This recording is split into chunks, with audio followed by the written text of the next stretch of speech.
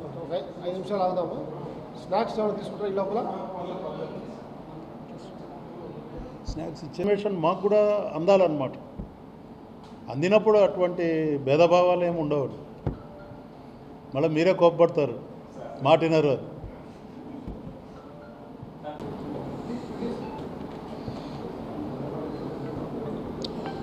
పాత్రికేయ మిత్రులందరికీ శుభోదయం. నా పేరు సీతారామరావు.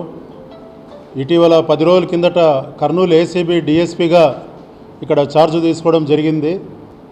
నా పోలీస్ జీవన ప్రస్థానం కర్నూలు జిల్లాలో ప్రారంభమై మధ్యలో కొద్ది కాలం తప్ప 99% నా సర్వీస్ అంతా కూడా కర్నూలులోనే జరిగింది.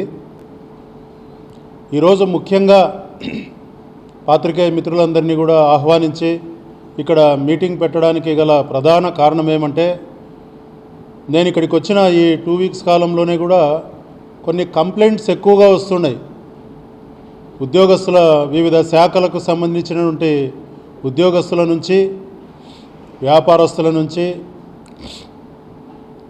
ఎక్కువగా కంప్లైంట్స్ వస్తున్నాయి. ఏమని అంటే, సార్ ఇట్లా ఏసీబీ డిఎస్పీ అని, ఏసీబీ అధికారులమని ఫోన్లు చేయడము, ఫోన్లు చేసి మీ మీద అలిగేషన్స్ ఉన్నాయి, మీ మీద అక్రమాస్తుల కేసులు అవుతాయి, లేదంటే మీ మీద ఎంక్వైరీ చేసి మిమ్మల్ని జైలుకు పంపించడం జరుగుతుంది అని చెప్పి బెదిరిస్తూ డబ్బులు డిమాండ్ చేస్తూ ఆ డబ్బులను వాళ్ళ అకౌంట్స్కు బదిలీ చేయించుకుంటున్నారు అని చెప్పి ఇటీవల కూడా ఒక వారం కిందట ఒక కంప్లైంట్ ఇలాగే వచ్చినప్పుడు ఆ లోకల్ పోలీస్ అధికారులతో మాట్లాడి ఆత్మకూరులో కూడా ఒక కేసు మేమే రిజిస్టర్ చేయించడం జరిగింది.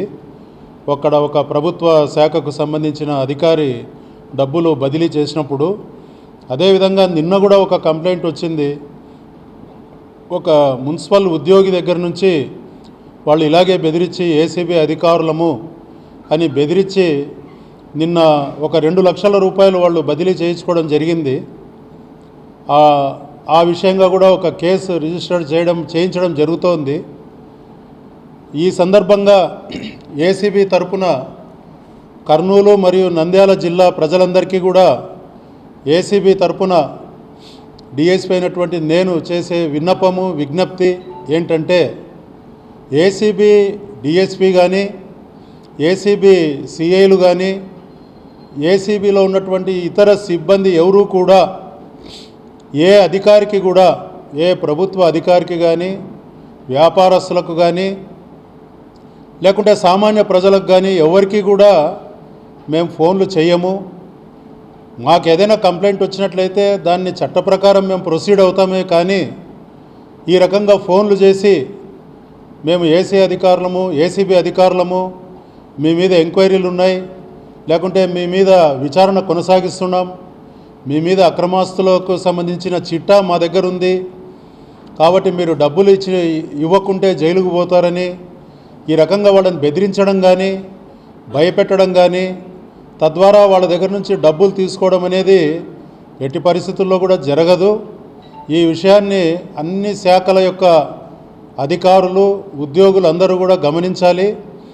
అదేవిధంగా మీకు ఆ రకంగా ఏదైనా కంప్లైంట్ ఫోన్ వచ్చినట్లయితే మీరు వెంటనే ఏసీబీ అధికారులమైన నన్ను కానీ, మా ఆఫీస్లో ఉన్నటువంటి 4 సిఐలను కానీ మీరు వెంటనే సంప్రదించి దానికి సంబంధించిన క్లారిఫికేషన్ కూడా తీసుకోవచ్చు.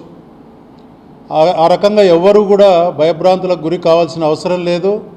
మీరు మా అడ్వైజ్ని తీసుకోండి.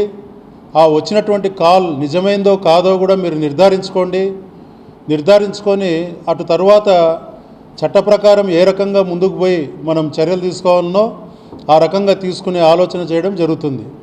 సో ఇది ఈరోజు మన పాత్రికేయ మిత్రులందరి తరపున ఉమ్మడి కర్నూలు జిల్లా అధికారులకు, వివిధ శాఖలకు, శాఖాధిపతులకు అందరికీ కూడా మేము తెలియజేస్తున్నటువంటి విషయం.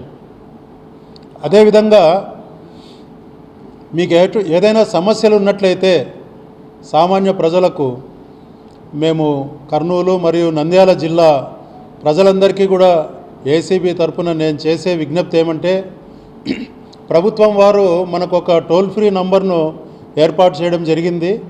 1064 1064 అనే నంబరు, అది టోల్ ఫ్రీ నంబరు. దాన్ని ఉచితంగా కాల్స్ చేయొచ్చు మనము.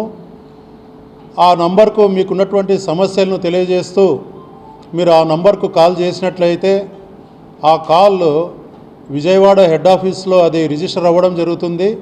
అటు తర్వాత దాన్ని మాకు ట్రాన్స్ఫర్ చేయడం జరుగుతుంది.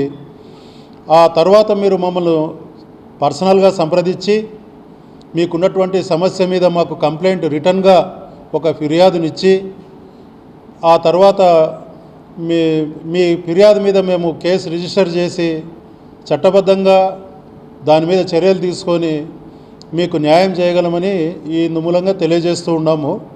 సో నా నంబర్ కూడా మీరు నోట్ చేసుకోవచ్చు. 9440446178 ఏసీబీ డిఎస్పీ నంబర్ ఇది. కర్నూలు ఏసీబీ డిఎస్పీ గారి నంబరు 9440446178. ఈ నంబర్కు కూడా మీరు కాల్ చేసి మీకున్నటువంటి సమస్యల మీద, అంటే ప్రభుత్వాధికారులు చట్టబద్ధంగా చేయాల్సినటువంటి పనులు చేయకుండా లంచం అడిగినట్లయితే మీరు టోల్ ఫ్రీ నంబర్కు కానీ, ఇందాక చెప్పినటువంటి టోల్ ఫ్రీ నంబర్కు కానీ, లేదు నా యొక్క సెల్ ఫోన్ నంబర్కు కానీ మీరు కంప్లైంట్ ఇచ్చి మీరు మీ సమస్యలను పరిష్కరింపజేసుకోవచ్చు అని చెప్పి తెలియజేస్తూ ఉన్నాము.